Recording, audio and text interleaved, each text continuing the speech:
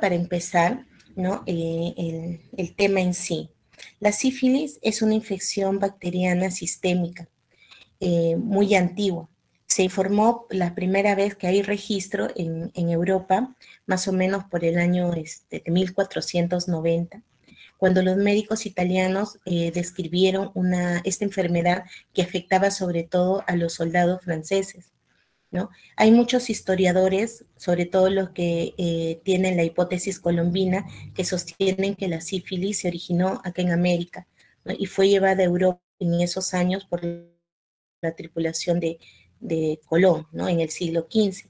Pero también hay algunos historiadores que ellos tienen la hipótesis precolombina, lo cual sostiene que la sífilis ya existía en Europa mucho antes que del regreso de Colón hacia allá, ¿no? También hay otras hipótesis, ¿no? Que mencionan que la enfermedad sífilis se distribuyó en todo el mundo con diferentes triponemas y los cuales van afectando a diferentes poblaciones. En la era anterior a la penicilina, si ustedes buscan historia de sífilis, los tratamientos incluían purgantes, pirógenos, también en la Edad Media algunos los encerraban sin alimento, con vapores que los pacientes finalmente fallecían. En 1943 es cuando la penicilina se documentó como el tratamiento eficaz y de elección para la sífilis, ¿no? La cual sigue siendo el tratamiento más recomendado hasta la actualidad, ya que los casos de resistencia son mínimos, ¿no? Y muy raros en ciertas poblaciones. A pesar de que el diagnóstico es muy sencillo, como vamos a ver en el desarrollo de la exposición, y el tratamiento también es muy accesible, en la actualidad es un problema de salud pública, ya que pone en evidencia diversas barreras, ya sean culturales, de educación, de salud, y también algunas barreras subjetivas, ¿no? Que es la primera causa por la cual los pacientes no reciben los tratamientos, como son, por ejemplo, la vergüenza, el miedo, la estigmación, algunas condiciones sociales también que los pacientes traen ya de antes, ¿no? Y esto va a dificultar que ellos accedan a las consultas o a cualquier servicio de salud, ¿no? Por eso es que nosotros, ustedes como estudiante y nosotros ya como profesionales de la salud, debemos estar capacitados siempre para reconocer las manifestaciones clínicas de esta enfermedad, ¿no? De la sífilis. Y también hay muchas manifestaciones que no son las típicas, también hay que tenerlas en cuenta para poder llegar al diagnóstico de esta forma. Bien, hablando del treponema pallidum, ¿no? Que es el vector, la etiología. El treponema es una espiroqueta, es una bacteria de la familia de la espiroqueta, que es móvil, con espirales regulares que van entre 4 a 14 espirales, que son finas y tienen los extremos puntiagudos. Esta bacteria, esta forma que tiene la bacteria le da un movimiento de rotación que es similar al movimiento que tienen los sacacorchos, ¿no? La medida, como pueden observar, es de 5 a 20 micras de largo y 0.5 centímetros, y 0.5 micras de diámetro. Esta bacteria tiene una característica, ¿no? Que no se tiñe con la tinción de Gram. Entonces, es difícil nosotros obtener una muestra de un paciente de su lesión y teñirla con Gram para que nos identifique qué tipo de bacterias según la clasificación Gram es, ¿no? Porque no vamos a obtener resultado. Doctora, disculpe, buenos días. No se está Sí, cambiando de las diapositivas. ¿no se está cambiando? No, se ha quedado la de inicio. Ah, ya.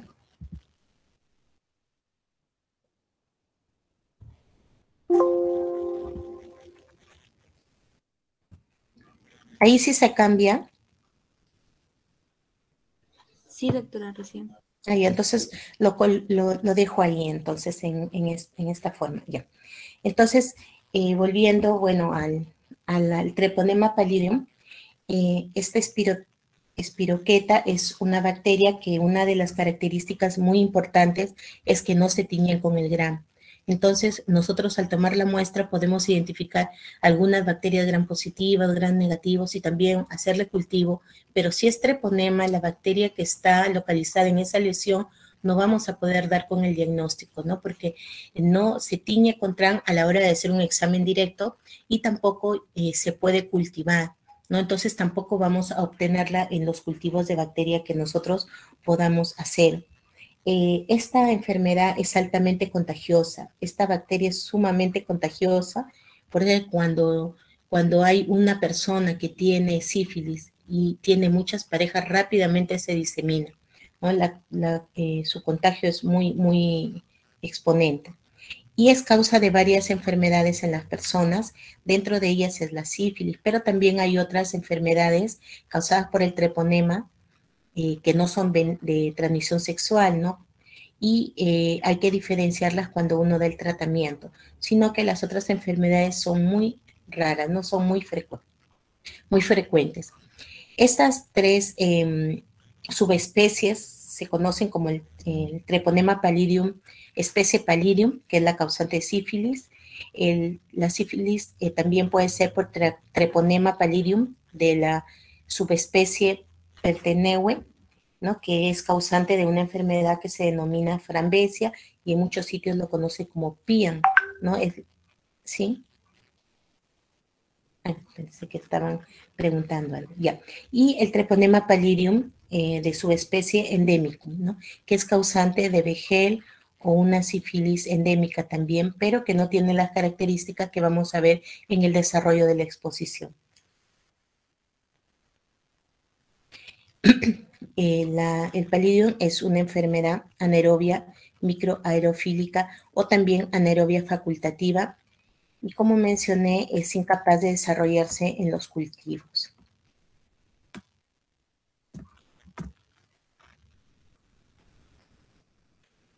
El treponema pallidum penetra a través de las mucosas genitales, ¿no? A través de la piel, entrando de esa forma en nuestro organismo y distribuyéndose a través de los sistemas linfáticos y sanguíneos, y se van a diseminar y afectar muchos órganos, no solamente la piel, sino también los demás órganos, ¿no? Del organismo, de nuestro cuerpo. El treponema penetra a través de estas mucosas y el organismo responde a la presencia del treponema, ¿no? ¿De qué forma responde? A través de las células dendríticas. Personas que tienen alguna enfermedad inmunocompetente, por ejemplo, inmunodeprimida, por ejemplo, VIH, que el VIH, una de las poblaciones de las defensas que más ataca, aparte de los linfocitos CD4, son las células dendríticas. Entonces, en estas personas, además, van a estar estas células en número disminuido, ¿no? Entonces, van a tener una carga muy alta del treponema y también el contagio a otras personas va a ser con más riesgo, ¿no? Porque tienen más carga bacteriana. También aquí están las células T específicas, también la secreción de las interleucinas como la interleucina 2 y la 12, y también se va a activar los macrófagos y todos estos van a participar como una respuesta inmune frente al treponema. El principal factor de virulencia del treponema viene a ser su adhesina apical, que es lo que le permite al treponema ingresar al organismo. Aparte de la adhesina apical, como vemos ahí, también tienen hemolicinas, también es importante para su factor de virulencia, su membrana externa, que es muy difícil de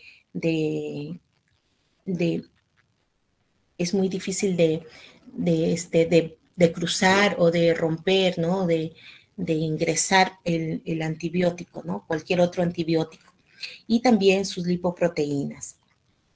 Bien, en cuanto a la epidemiología, ¿no? A pesar que es una enfermedad bastante frecuente y que en estos últimos años, y nosotros lo vemos reflejados en los hospitales, la frecuencia, la incidencia ha aumentado mucho con respecto a los años pre-pandemia, no hay actualizaciones de la epidemiología, ¿no?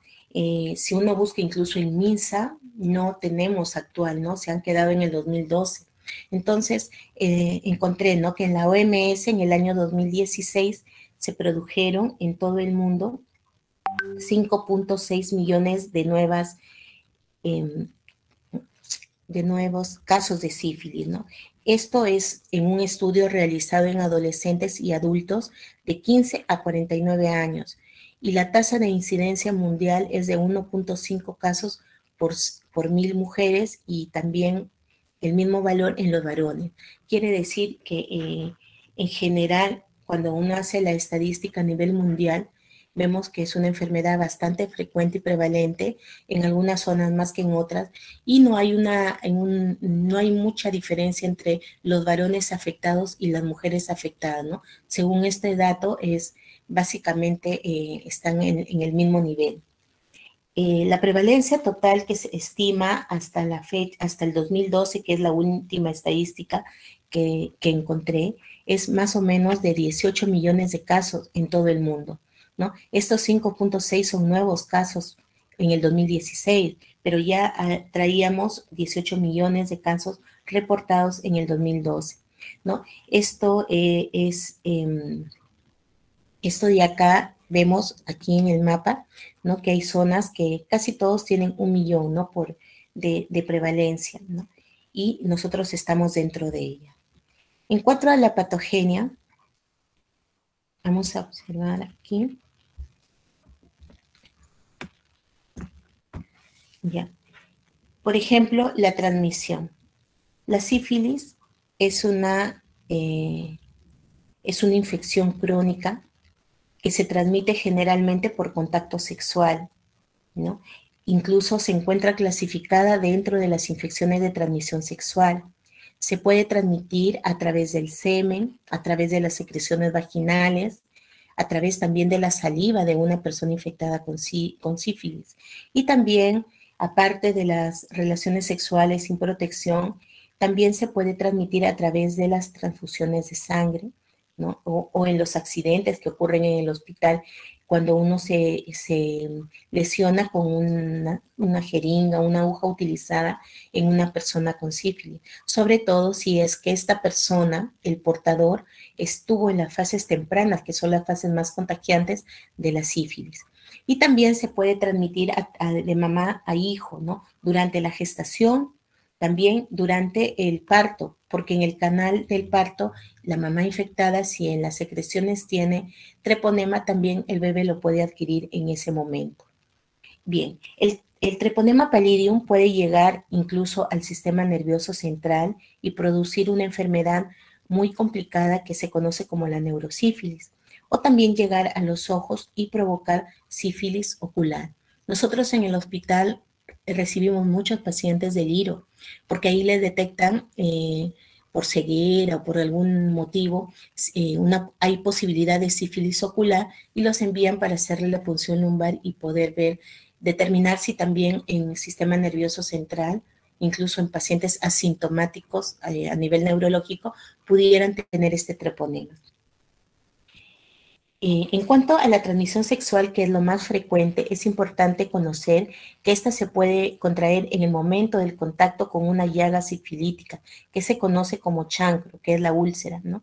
Durante las relaciones sexuales, ya sea de modo vaginal, relaciones sexuales anales o también relaciones sexuales orales, ya que estas úlceras aquí se pueden encontrar en los genitales, tanto masculinos como femeninos, y también en la boca o cercanas a la boca.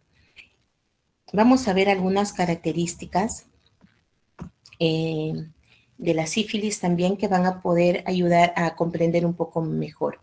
Cuando ocurre una infección, hay un periodo de incubación, como en cualquier otra enfermedad infecciosa, ¿no? Esta más o menos dura 21 días en promedio, pero puede ser de 10 a 90 días que dure este periodo de incubación. Luego se presenta ya la sífilis primaria. Vamos a ver a continuación cuáles son los síntomas y signos que encontramos en esta fase temprana de la enfermedad. Y esas lesiones duran aproximadamente de 10 a 14 días. ¿no? Y con o sin tratamiento estas lesiones desaparecen. Luego pasa a la sífilis secundaria. A veces hay personas que tienen signos, o sea, el chancro, la úlcera de la sífilis, y paralelamente van teniendo también signos de la sífilis secundaria. O sea, aquí no es que de una pasa a la otra, puede ser paralelamente, ¿no? La sífilis secundaria aparecer días después de que aparece la lesión primaria. Bien, esta sífilis secundaria también tiene una duración hasta 2 semanas, en el tiempo, ¿no?, más largo que se puede observar, y también con o sin tratamiento puede desaparecer esas lesiones. Luego puede pasar a una sífilis latente, que puede ser temprano o tardía, donde el paciente está asintomático durante años o décadas, y hacer la sífilis terciaria. Bien, en cuanto al cuadro clínico,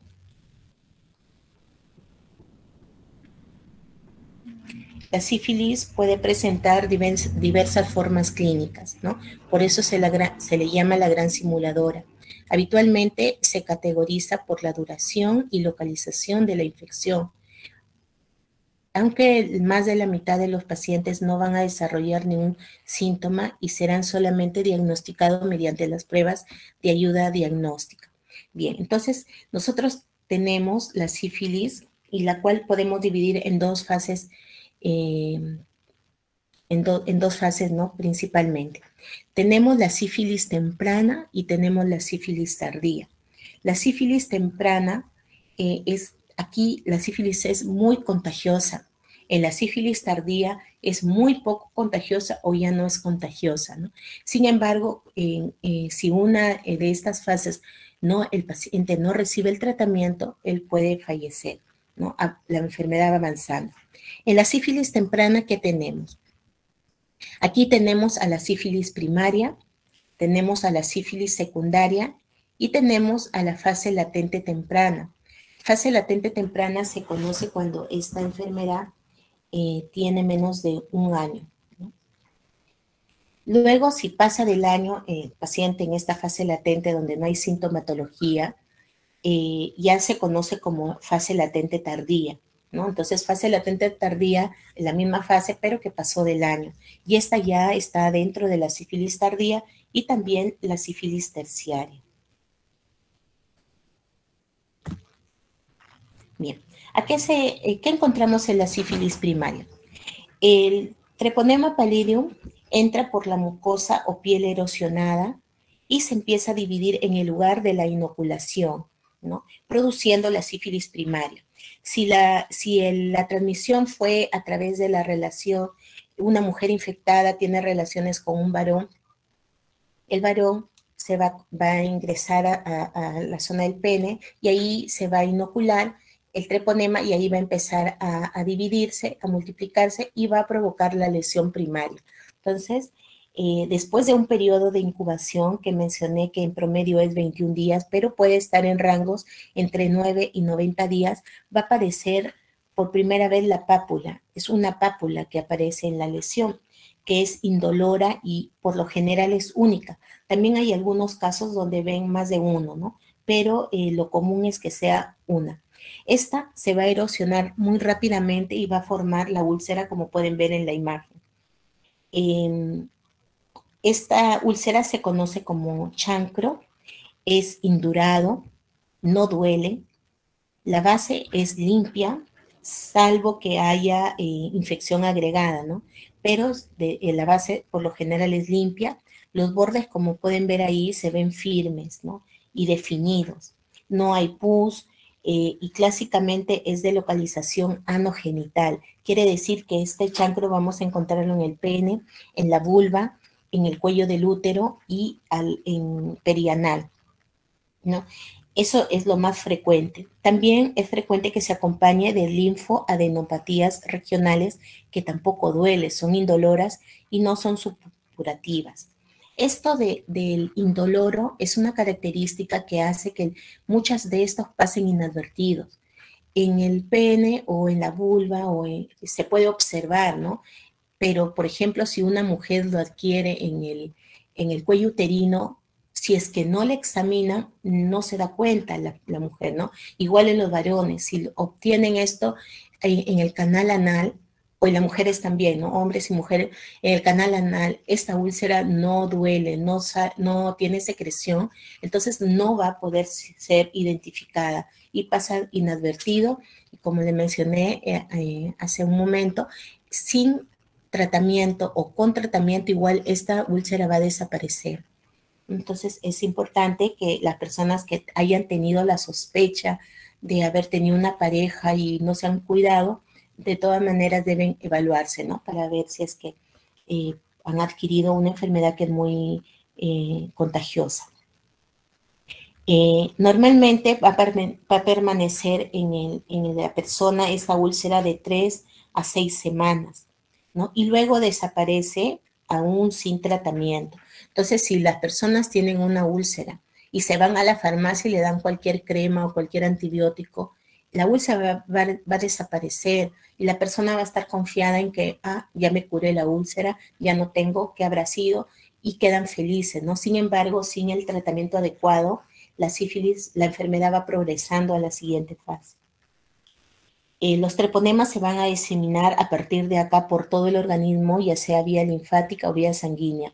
Las adenopatías a veces demoran algunas semanas o algunos meses más en desaparecer, pero también logran desaparecer. Acá es una figura, es unas fotos donde, por ejemplo, en el izquierdo hay úlceras en el pene y en el lado derecho es un esquema, una gráfica donde hay úlceras en la vulva. Por lo general en las mujeres, de repente por la fricción que hay en esa zona, cuando van a la consulta con el ginecólogo, ahí sí pueden encontrar una a más úlceras, ¿no? Los varones generalmente van con una. Bien, aquí en la siguiente también tenemos, por ejemplo, los chancros que salen, ¿no?, de la zona anogenital, que es la más frecuente, y también lo vamos a poder encontrar, por ejemplo, en la zona de contacto cuando hubo relaciones sexuales de forma oral. Entonces, los pacientes van a tener en los labios, aquí en la foto de la izquierda es en la lengua, en el dorso de la lengua, ahí vemos una úlcera sifilítica. También en la foto del lado derecho hay una fotografía de un chancro sifilítico primario en el labio inferior, ¿no?, de esta persona. Esta foto es del internet de 1971, si no me equivoco, ¿no? Es antiguo. Bien. Los chancros extragenitales son menos frecuentes que los genitales, pero también lo presentan las personas, ¿no? Y tienen lugar en donde hubo la exposición. Bien, acá abajo está el link de un caso clínico que está en esa página, en ese link, y sería interesante que ustedes lo revisen, ¿no? Acá les pongo el resumido, pero es evidente que también hay chancros extragenitales y que no necesariamente son reportados. Este caso clínico es de un paciente joven que no tenía ningún antecedente de enfermedad crónica y que presentó esta lesión que pueden ver en la fotografía, que es una lesión ulcerada, no tenía dolor y se encontraba en la pared anterior de su tórax. La evolución de esta úlcera era aproximadamente 4 semanas. El paciente, aparte de la úlcera, no tenía fiebre ni ninguna otra sintomatología sistémica asociada. Tampoco tenía historia de enfermedad de transmisión sexual previa y lo que sí, no tenía una pareja estable, ¿no? No menciona si tenía muchas parejas, pero no tenía una pareja estable.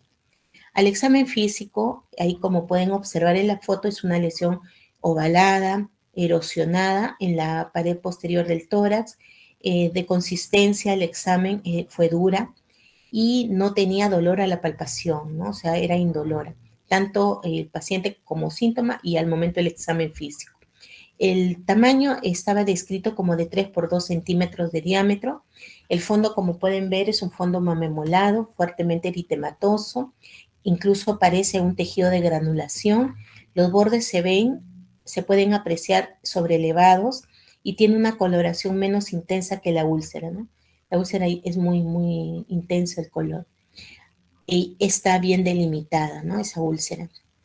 Entonces, Además, este paciente presentó un ganglio en el axila derecha, ¿no? Que también estaba indurado y no tenía dolor a la palpación. El examen de laboratorio le confirmó el diagnóstico de sífilis y la úlcera mejoró notablemente con el uso de la penicilina, ¿no? En este paciente, que es el tratamiento de elección. Bien, también hay chancros extragenitales que no son frecuentes en otras zonas, ¿no? Aquí en este link es el caso clínico y lo puse por un motivo. Este caso se trata de un paciente de la década de los 30 años más o menos, y él fue a la consulta por esas dos lesiones que se pueden observar en el dedo, ¿no? En el segundo dedo de la mano izquierda. Tenía un mes más o menos las úlceras de estar presentes y fueron tratadas inicialmente como una infección de cualquier bacteria con amoxicilina más ácido clavulánico oral, sin mejoría de las lesiones, ¿no? Cuando uno da antibiótico, cuando uno tiene una úlcera por una bacteria, a los 2-3 días del antibiótico ya la lesión comienza a mejorar, ¿no? Entonces aquí no había mayor mejoría. Quizás si esperaba más semanas, por la misma evolución iba a desaparecer, pero lo que llamó la atención es que durante el tratamiento completo que recibió con este antibiótico no hubo nada de mejoría, ¿no? Entonces, por esto se le hizo ya más pruebas. Este paciente sí tenía relaciones sexuales de riesgo y a la exploración, como pueden observar, ahí hay dos úlceras. Los tamaños eran la que está más distal de 1.5 y la que está proximal de 1 centímetro de diámetro. Los bordes, como pueden ver, son bien definidos, un rosado medio violáceo, y los bordes también eran indurados, ¿no? Eso diferencia a veces de otras úlceras que los bordes no son indurados, ¿no? Y son por otras bacterias. Tanto la serología como la biopsia demostraron la presencia de microbacterias, microorganismos compatibles con las espiroquetas. Y se trató esto con una dosis de penicilina benzatínica intramuscular. Y hubo resolución completa de las lesiones en 2 semanas. Puse este caso clínico porque la afectación de los dedos también se ha publicado en algunos casos en relación con algunas profesiones como la de médico, ¿no? Y esto se atribuye a una contaminación por microtraumas típico en profesionales médicos como los ginecólogos y los cirujanos y también los dentistas, ¿no? Entonces, siempre es importante cuando uno va a tratar una enfermedad, una úlcera, una lesión, colocarse guantes, ¿no? No por discriminación, sino también por bioseguridad, porque una persona que examina también puede contagiarse de esa forma, ¿no? Entonces ahí quizá el guante se rompió, o quizá no hubo el cuidado necesario al momento de examinar. Ahora pasamos a la fase secundaria de la sífilis secundaria. Esta fase se caracteriza por aparición de un sarpullido, que es un sarpullido de color rojizo, eritematoso, que se presenta en cualquier parte del cuerpo, pero nosotros lo observamos muy frecuentemente en las palmas de las manos y también en las plantas de los pies de los pacientes. También lo podemos encontrar en la mucosa oral, ¿no? Sin embargo, también está en todo el resto del cuerpo, de la superficie corporal. Una característica es que no produce escozor, o sea, no es pruriginoso. Entonces, si el paciente no le molesta, muchas veces no acude al consultorio o va y le dicen, esto es alérgico o es por algo que utilizaste como una dermatitis de contacto, ¿no? La diferencia de una alergia o de una dermatitis de contacto, porque las lesiones son muy similares, es que estas dos últimas dan escozor, ¿no? El paciente, uno le está rascándose constantemente porque da prurito. Sin embargo, acá en la sífilis secundaria, este eritema, este sarpullido no da prurito. Y es por eso que a veces pasa desapercibido. Y con o sin tratamiento de sífilis también llega un momento en que desaparece. Una lesión típica, aparte del sarpullido, es el condiloma lata, que vamos a ver algunos dibujos más adelante, que también se considera dentro de la lesión típica y también es confundida con otras enfermedades que producen condilomas. Y y este condiloma lata tiene aspecto de verruga y está cerca del sitio donde está el chancro, ¿no? Aparte de otros síntomas que no son tan típicos, que se puede producir durante el sarpullido en esta fase, es la fiebre. También hay adenopatías en diferentes partes del cuerpo. Puede haber dolor de garganta, alopecia, dolor en la cabeza, pérdida de peso, dolor muscular y fatiga. De la misma forma, como mencioné, la fase primaria desaparece con o sin tratamiento. Entonces, como esto da la idea que puede ser otra enfermedad, reciben el tratamiento para la otra enfermedad y va a desaparecer, ¿no? Entonces uno se confía también en esta fase que, ya me curé de lo que tuve, ¿no? Sin que alguien hubiera sospechado la sífilis. Aquí podemos observar en la imagen de la izquierda, ¿no?, las lesiones eritematosas ahí en la palma de las manos. Muchas de las enfermedades alérgicas, la persona se enroncha o tiene el eritema, pero respeta las manos y las palmas, ¿no? Sin embargo, en la sífilis sí hay el compromiso de las palmas y las manos. Y en el lado derecho observan en esas mismas lesiones en el dorso, ¿no?, del tórax.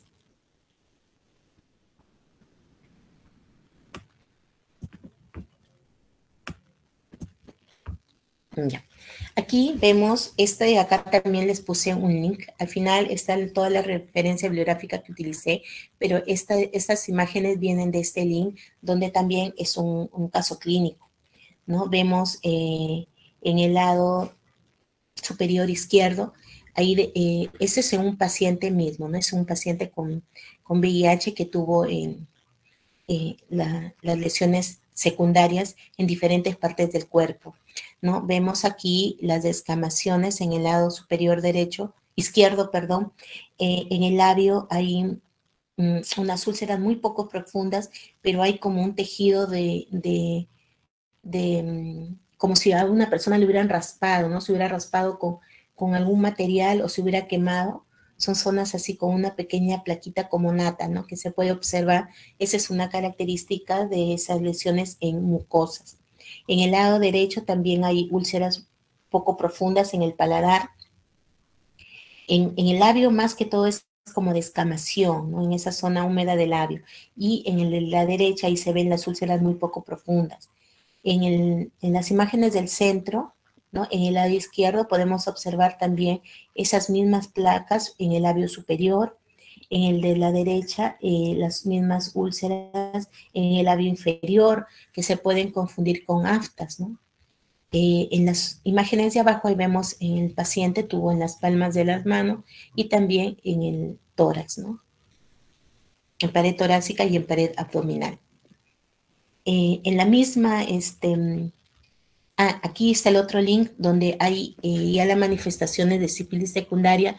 Esto es la forma de cómo se presentó en la vulva, ¿no?, en forma de condiloma lata.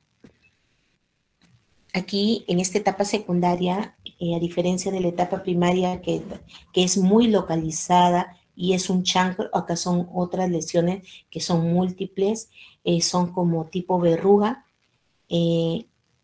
También puede haber rash, puede haber erupciones maculopapulares en el resto del cuerpo y esto se disemina, ¿no?, rápidamente.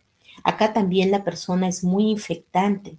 Si él tiene contacto o ella tiene contacto con personas que no tienen sífilis, les puede transmitir en esta etapa. Aquí vemos el condiloma lata. Este es un caso clínico del paciente también anterior, de la señora anterior, donde tenía, está en el mismo link, y donde tiene ahí los condilomas lata en la pared torácica, el del centro. No se cambió. Ese es el condiloma lata en la vulva, y esta de acá es el condiloma lata en la pared torácica. Vemos ahí el del centro en la zona cerca al ombligo, ¿no? Y el de la derecha se encuentran en la fosa poplitea, ¿no? Estos condilomas son múltiples, son pápulas erosionadas, son lisas. El color es un color un poco pálido, como pueden observar ahí, y hay que hacer diagnóstico diferencial, ¿no? Estos condilomas se pueden confundir y su diagnóstico diferencial es el condiloma acuminado, también el molusco contagioso, también la queratosis seborreica, aunque la queratosis seborreica es un poquito marrón, pero también son similares. Y también hay que hacer el diagnóstico diferencial con el carcinoma verrucoso, que sí puede similar, ¿no? Bien, luego de que ya el paciente pasó la fase primaria, la fase secundaria, viene la fase latente. Acá no vamos a encontrar ningún signo, ningún síntoma de la sífilis. Ya no va a haber las lesiones de las úlceras primarias y tampoco la sífilis secundaria, ¿no? El rash o los condilomas. Acá se puede detectar dónde, en las pruebas serológicas que uno hace de rutina a los pacientes, ¿no? Si el paciente nos dijo, mire, yo tuve un rash y pasó solo y también tenía ganglios y también en algún momento tuve una úlcera ahí en mis genitales, nosotros sospechamos y pedimos la prueba serológica porque acá examinamos y no vamos a encontrar nada. Y ahí es donde nosotros vamos a encontrar los anticuerpos o el examen directo y vamos a poder determinar qué es sífilis. La fase latente se divide en dos, básicamente por el tiempo de presentación, ¿no? Por el tiempo de transcurso de la infección. Tenemos la fase latente temprana, que la infección se produjo hace menos de un año, y tenemos la fase latente tardía si la infección se produjo más de un año de duración. Luego tenemos la fase terciaria. La fase terciaria es ya pasado la fase latente. Es la fase más grave que existe. Se suele producir entre 10 a 30 años después que se produjo la infección. O sea, hay mucho tiempo nosotros para poder detectar esta enfermedad y tratarla antes de que avance a esta fase. La mayoría de infectados no evolucionan a esta fase, solamente un 33%. Es decir, algunos no hacen la fase terciaria, ¿no? Pero el 33% sí, o sea, la tercera parte de los pacientes que se infectaron. En esta fase se producen manifestaciones clínicas como, por ejemplo, la goma sifilítica. La goma sifilítica es una lesión granulomatosa de gran tamaño que puede aparecer en la piel, pero también puede afectar distintos órganos. También a nivel cardiovascular, esta enfermedad, este treponema, ocasiona inflamación y destrucción del vaso vasorum de la aorta descendente, lo cual va a aumentar la posibilidad o la probabilidad de que se forme un aneurisma. ¿Sí se está escuchando, chico? Porque está que suena aquí.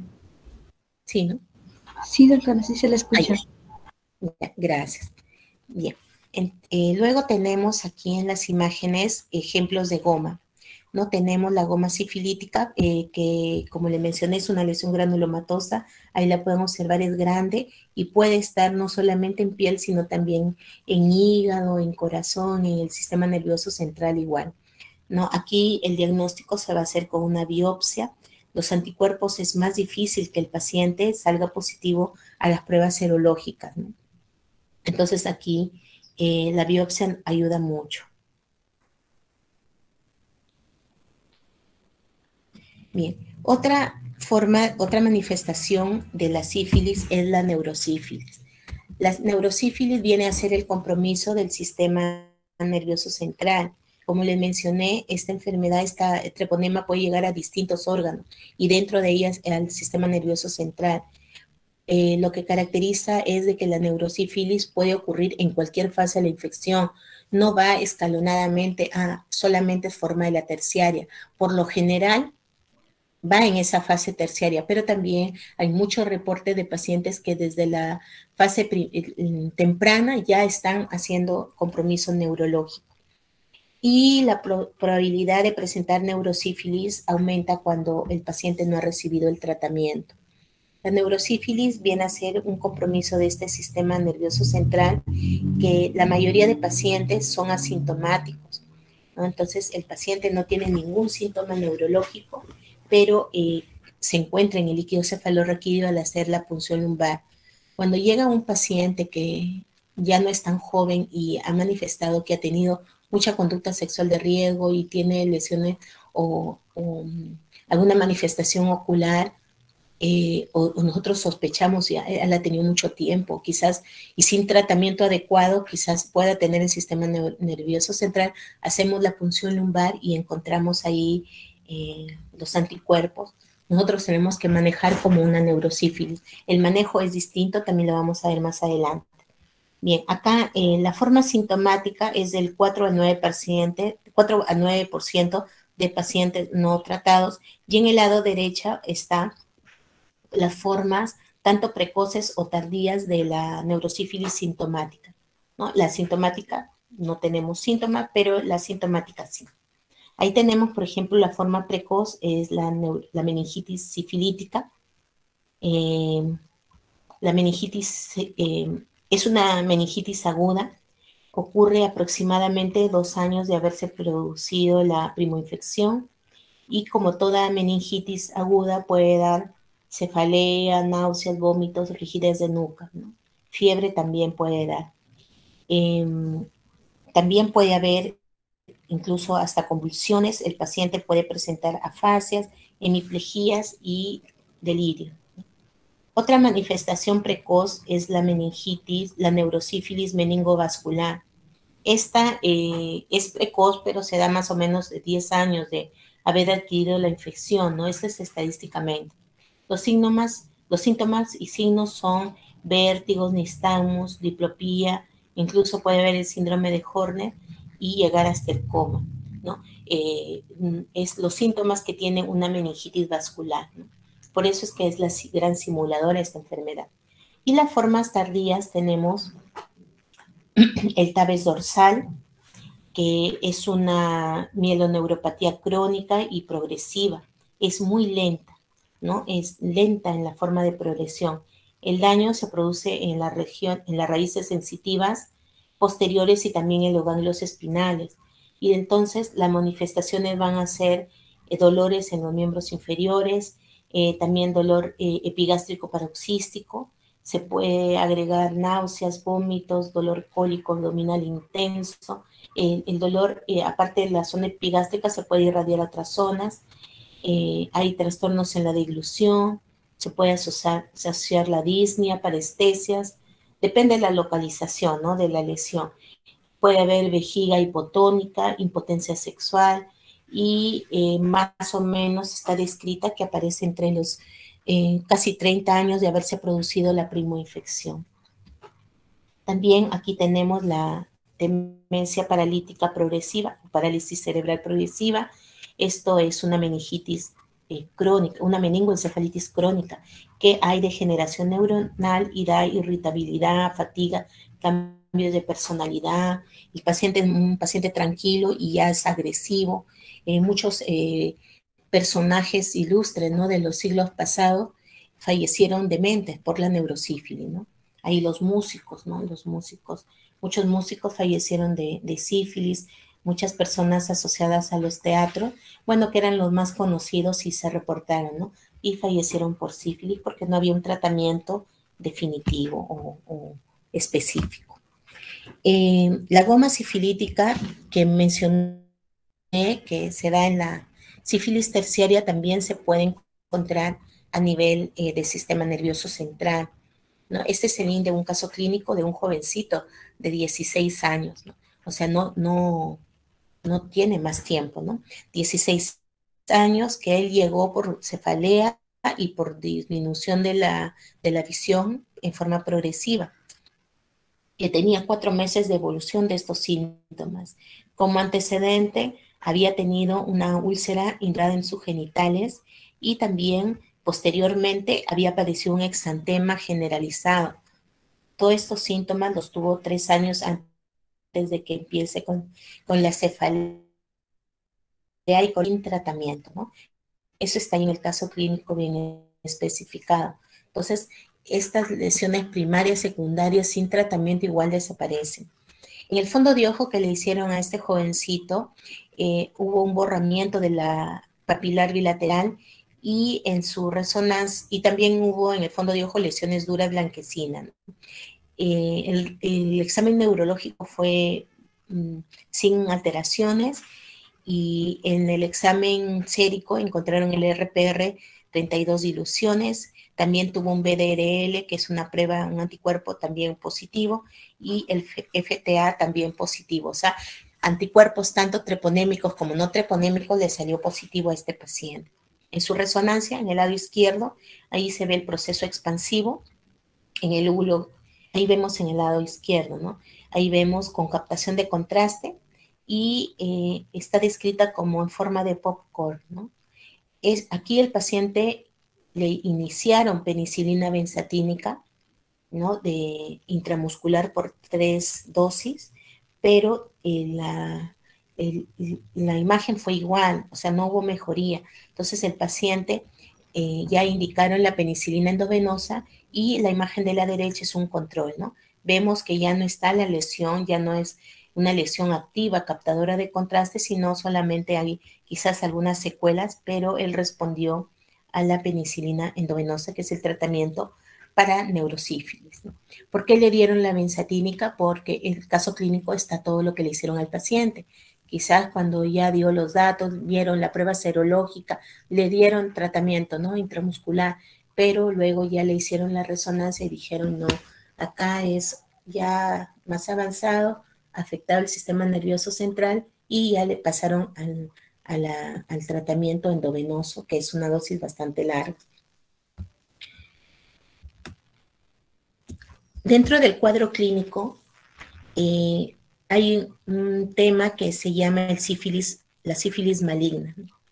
Esta es una forma clínica grave de la enfermedad que se observa generalmente en pacientes que tienen infección por VIH, ¿no? Esta sífilis maligna se caracteriza por manifestaciones clínicas inespecíficas, lesiones cutáneas muy extensas, muy polimorfas, son destructivas esas lesiones y ulcerativas. Algunas tienen incluso característica de otras enfermedades como rubiola, ¿no? Y está en compromiso la vida del paciente si es que uno no da el tratamiento, a diferencia de las otras que en esa fase no se compromete la vida del paciente, ¿no? Va avanzando, pero en esas fases la pasa incluso sin tratamiento bien. Acá no, acá sí está en compromiso la vida del paciente. Esas lesiones que son pápulas, nódulos, úlceras, o sea, son de diferente forma, también pueden ser, con el tiempo se hacen costrosas, ¿no? Y estas van a evolucionar en forma lenta hasta la cicatrización. Va a dejar huella en el paciente. Además de los hallazgos que uno que puede encontrar en la patología, aquí también es necesario hacer las pruebas serológicas, ¿no? Los anticuerpos. También, bueno, con tratamiento la evolución es buena, ¿no? Responde al tratamiento. Y su tratamiento es igual, ¿no? La penicilina. Aquí les traje la tríade de Hutchinson. Nosotros en medicina no vemos sífilis congénita, ¿no? Eso ustedes van a ver o van a revisar cuando roten en pediatría. Pero es muy importante tratar a las mujeres y hacer el screening, el tamizaje, sobre todo en mujeres en edad fértil, porque a veces una puede tener una primera pareja y esa pareja tiene sífilis, ¿no? O sea, uno a veces no sabe y nos pueden contagiar y lo más drástico es que contagiamos nosotras a nuestros bebés. El bebé cuando nace también tiene sífilis, ¿no?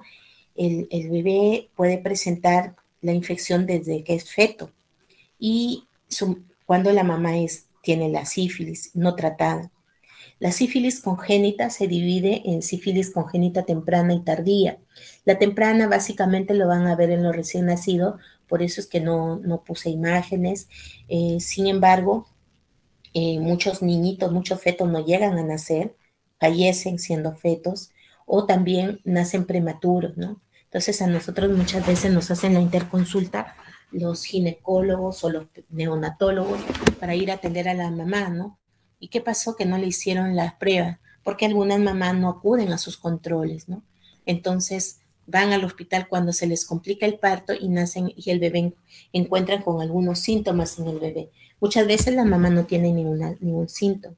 Entonces, por eso es que todos los bebitos, los fetos que no fallecen, son óbitos, van a patología para determinar causa, ¿no?, de fallecimiento. Bien, los niños por lo general no van a desarrollar el chancro sifilítico primario, porque eso ya se contagia a través de la mamá, a través de la vía sanguínea. Entonces se disemina ya de frente en el niño, ahí no hubo el contacto localizado, ¿no? Entonces los niños pueden presentar erupciones, que es lo más frecuente con que ellos nacen. También algunos nacen con rinitis, desde que nacen, ¿no? Están con rinitis y es una rinitis sifilítica. Y esa mucosa de la nariz del recién nacido tiene los treponemas y es sumamente infeccioso.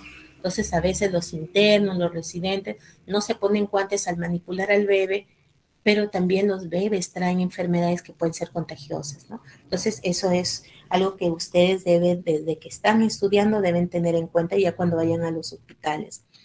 Los bebés por lo general son asintomáticos y solamente van a ser diagnosticados en caso le hagan pruebas de rutina.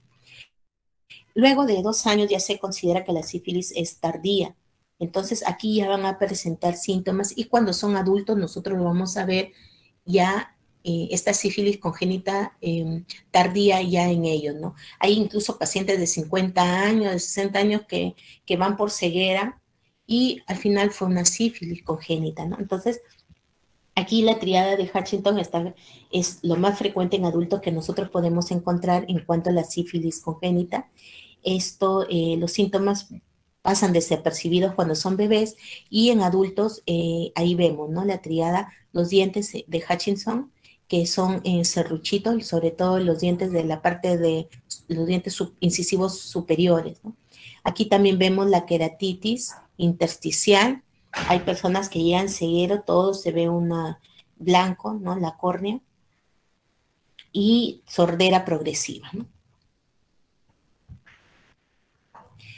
Ya, y por último, en cuadro clínico, que también nosotros podemos observar en lo que respecta a la sífilis, es la reacción de Harris-Herxheimer, ¿no? Esta es una reacción febril, aguda, que ocurre luego de administrar algunos medicamentos antibióticos en enfermedades por espiroquetas, ¿no? Aparece, o sea, le inyectan la penicilina a un paciente con sífilis y a las 4 o 6 horas empieza ese rash y empieza algunos síntomas que he puesto debajo, ¿no?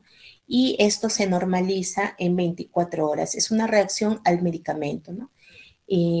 También los síntomas, aparte de ese rash y de la fiebre, puede dar hipotensión, escalofrío, diaforesis, cefalea, náuseas, mialgias, exacerbación de las lesiones cutáneas de la sífilis que el paciente tenía, ¿no? ¿Y por qué se da esta reacción? Esta reacción se ha propuesto de que la liberación de lipoproteínas, citoquinas y complejos inmunes tras el tratamiento, ¿no? Es la causa de esta reacción, ¿no? Y de esta manifestación que es benigna, ¿no? O sea, no es algo grave o algo mal. Bien, en cuanto al diagnóstico, esto tenemos nosotros, ahí está. Nosotros tenemos los cuadros sintomáticos que a menudo lo diagnosticamos por el cuadro clínico y le hacemos la prueba de laboratorio. Eso es fácil, pero a veces nosotros tenemos infecciones que no son sintomáticas, entonces tenemos que hacer pruebas de rutina y ahí es donde nosotros podemos diagnosticar, ¿no? Aquí tenemos las pruebas del examen microscópico directo. La muestra es tomada de la lesión primaria o lesiones o secreciones. También tenemos la PCR, ¿no? Estas dos primeras son pruebas directas. ¿Por qué?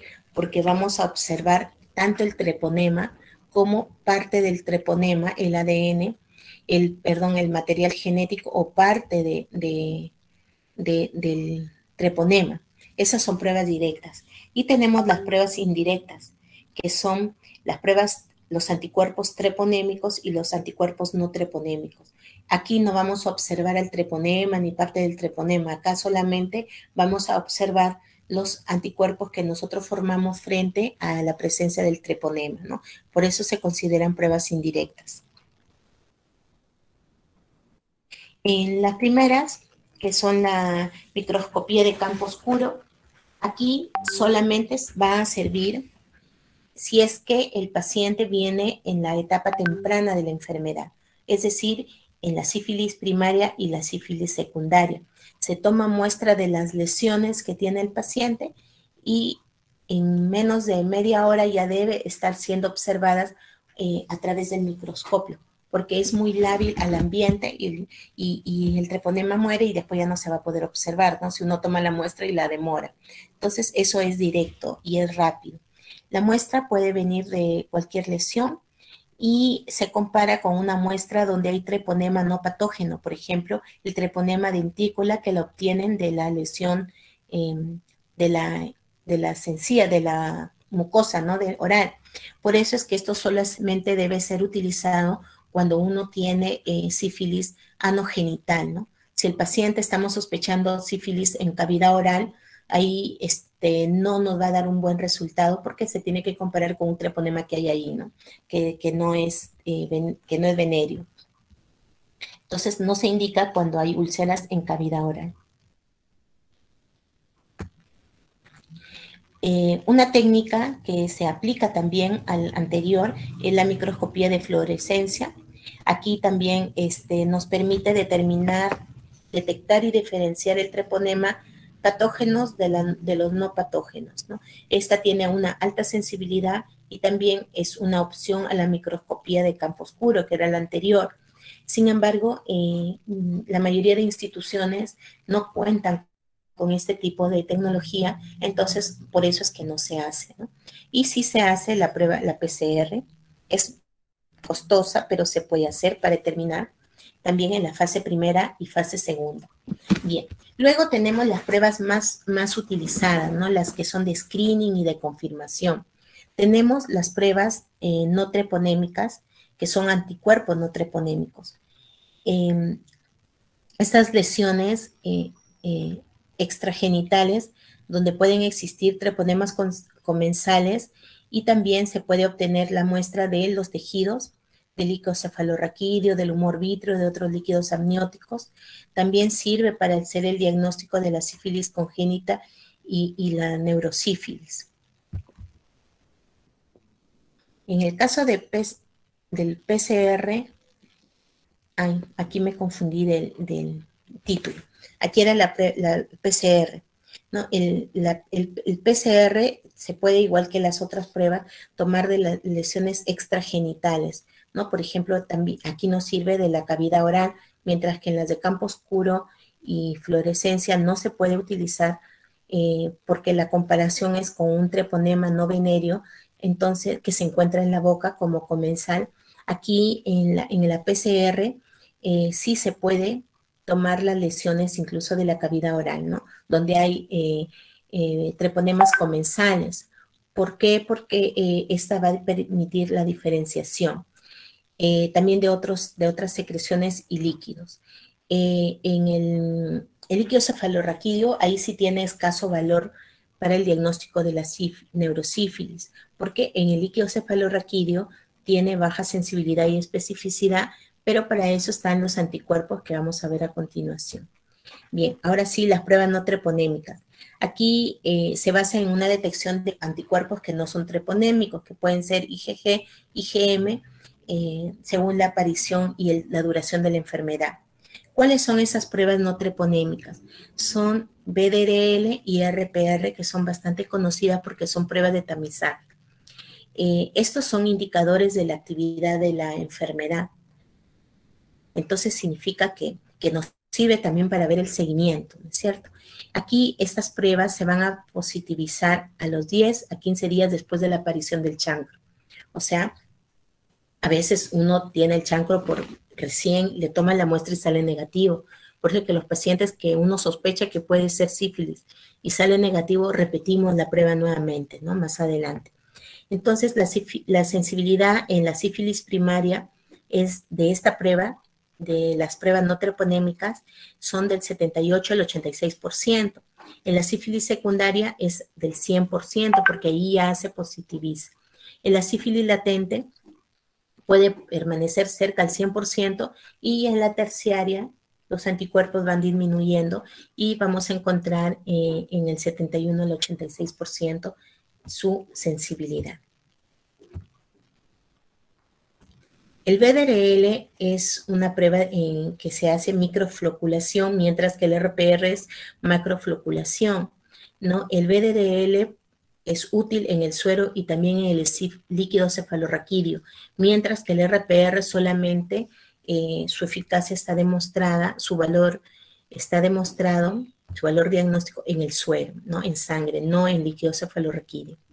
Ambas son técnicas cuantitativas, entonces a ustedes la prueba no le va a decir positivo nada más, sino le va a dar el número, el título, ¿no? Que puede ser 1 sobre 128, 1 sobre 64, sobre 32, así le va a dar números. Y esto nos va a ayudar a establecer en qué fase de la enfermedad está. Y también cuando el paciente recibe el tratamiento, estos anticuerpos van a ir disminuyendo paulativamente. También podemos hacer los controles de seguimiento. ¿Por qué? Porque esta persona ya están bajando los anticuerpos y se puede volver a infectar de otra persona, ¿no? Por eso es importante tratarse el paciente y su pareja o sus parejas para evitar esas reinfecciones. Entonces, a nosotros nos va a permitir también hacer el seguimiento. La caída del título, o sea, el valor del anticuerpo, la caída es variable y depende de otros factores como la fase de la enfermedad, la duración, el título inicial. La persistencia del título, a pesar de un tratamiento adecuado, correcto, puede persistir en personas con enfermedades autoinmunes, por ejemplo, el lupus eritematoso, ¿no? En estos pacientes a veces siguen con el mismo título a pesar de que ya la enfermedad está tratada. Esta nos da varios falsos positivos y también falsos negativos, ¿no? Son pruebas indirectas. Las pruebas indirectas no van a ser 100%, no siempre tienen su falla.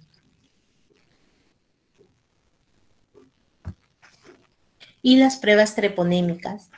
En el algoritmo tradicional, a los pacientes se les debe hacer el dosaje de anticuerpos no treponémicos y si sale positivo, hacer la confirmación con las pruebas treponémicas, ¿no? Que vemos acá. Acá van a detectar anticuerpos que son específicos para el treponema pallidum. El más conocido es el FTA, ¿no? Son técnicas cualitativas, específicas y precoces, y se hacen positivas a la primera o segunda semana luego de aparición del chancro y permanecen positivas de por vida. Entonces, a diferencia de las anteriores, estas pruebas no nos sirven para hacer un seguimiento, porque el paciente, una vez que se infecta de sífilis y nosotros le hacemos el FTA, toda la vida le va a salir positivo hasta que se muera y no necesariamente la enfermedad está activa. Para ver actividad y seguimiento sirven las pruebas no treponémicas. Estas treponémicas son para confirmar en caso del primer diagnóstico, ¿no? De sífilis, cuando haya duda, ¿no? Por los falsos positivos y negativos que pueda tener las pruebas anteriores. Y el estudio del líquido cefalorraquídeo es ante la sospecha de una manifestaciones neurológicas, oftálmicas u ópticas. La técnica que se utiliza, nosotros tomamos el líquido cefalorraquídeo y la prueba que debemos pedir es la VDRL. El resultado negativo de esta prueba no significa que el paciente no tenga, ¿no? Entonces hay que confirmar aquí con la FTA, ¿no? Que también se puede pedir en el líquido cefalorraquídeo. La PCR no tiene utilidad acá. Bien, y por último, el tratamiento. En el tratamiento, nosotros también tenemos que identificar y dividir, ¿no? Los que son pacientes con sífilis precoz, es decir, sífilis primaria, secundaria y latente precoz, o sea, el latente de menos de un año. El tratamiento de elección es la penicilina benzatínica. La dosis es de 2.400.000 unidades. Las ampollas vienen de 2.400.000 y también vienen de 1.200.000. Entonces, la dosis es 2.400.000 y se aplica en intramuscular. Toda aplicación de penicilina previamente debe tener una prueba de sensibilidad, porque muchas personas hacen alergia y es importante determinar si el paciente puede recibir o no esta prueba, este medicamento. En caso el paciente sea alérgico, se puede se puede realizar la desensibilización a la penicilina o dar su tratamiento alternativo. Entonces, el tratamiento alternativo es la doxiciclina, que viene, una tableta viene de 100 miligramos, se le da una tableta cada 12 horas por 14 días.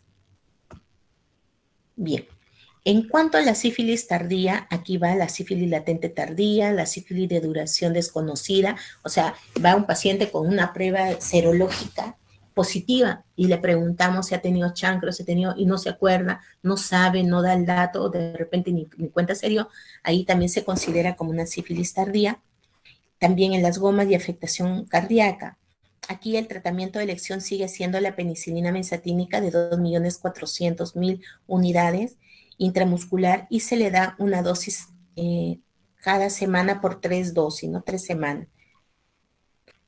Generalmente nosotros a todos los pacientes que vienen con esa prueba los catalogamos acá, ¿no? Para evitar de que fallemos, ¿no? Es preferible darle sus 3 dosis a darle una y se quede incompleto, ¿no? Salvo que venga con el chancro, ya es por primera, es temprana y le damos, ¿no?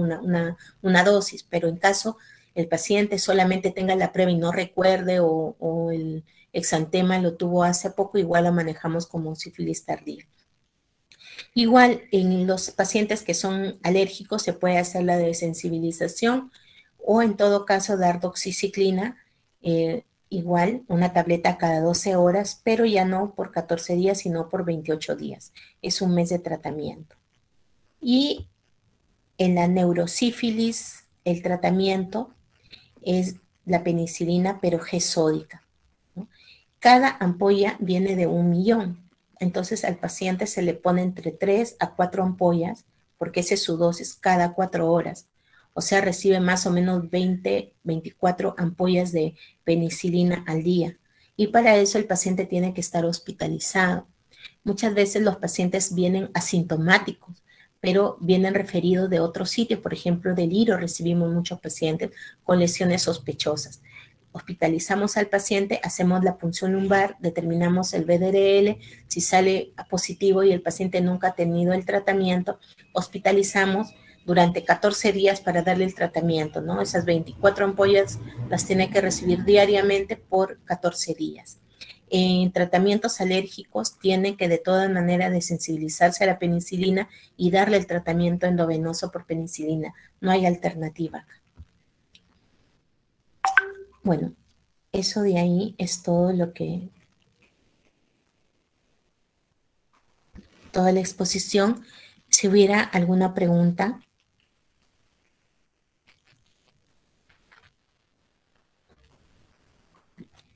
Lo importante, chicos, y he explicado bien lento, es porque esta enfermedad se confunde mucho, ¿no? Hay personas que van a dermatología y ahí les hacen el diagnóstico, pero han pasado por 2, 3 médicos, ¿no? Y ustedes están en una edad que están conociendo parejas, ¿no? O sea, no necesariamente tienen su pareja definitiva.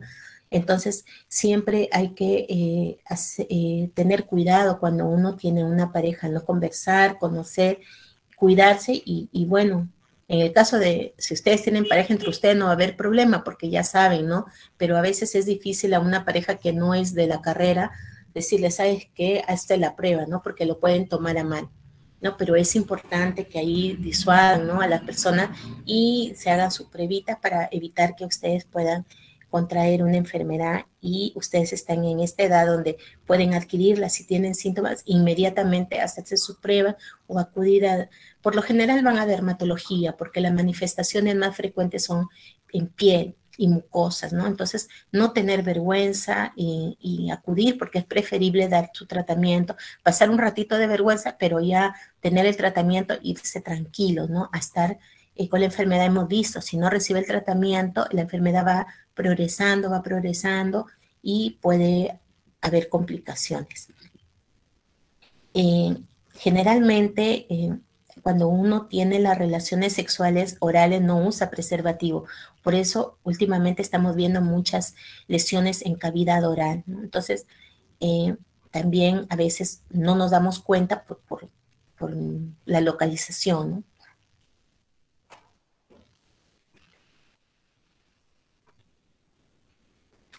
¿Alguna pregunta o inquietud? Bueno, si no hubiera ninguna pregunta, entonces gracias chicos por su presencia y bueno, a continuar las actividades que están planificadas para el día de hoy.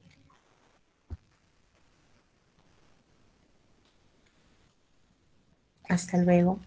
Gracias, doctora. Gracias. Gracias. Gracias, doctora. Gracias. Gracias, doctora.